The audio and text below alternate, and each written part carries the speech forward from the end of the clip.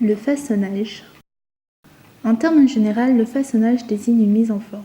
En imprimerie, il s'agit de la dernière étape en fin d'impression qui consiste en une série d'actions à donner à l'ouvrage son aspect final.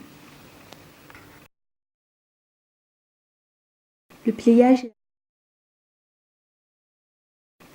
est la phase du façonnage qui consiste à plier le papier pour obtenir des cahiers afin de restituer la mise en page, avant massicotage.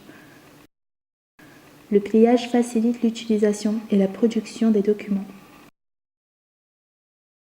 La pliure s'effectue sur des plieuses mécaniques. Il existe 3 types de plieuses. La plieuse à poche pour les plis parallèles, la plieuse à couteau pour les plis croisés, la plieuse mixte qui rallie les deux fonctions. La plieuse à poche réalise des plis parallèles que l'on retrouve dans les dépliants. Les principaux organes d'une plieuse à poche sont les cylindres et les poches. Les plieuses comportent un système d'entraînement mécanique et pneumatique de la feuille. La plieuse à couteau est utilisée pour réaliser des plis croisés. Les principaux organes d'une plieuse à couteau sont les cylindres et le couteau.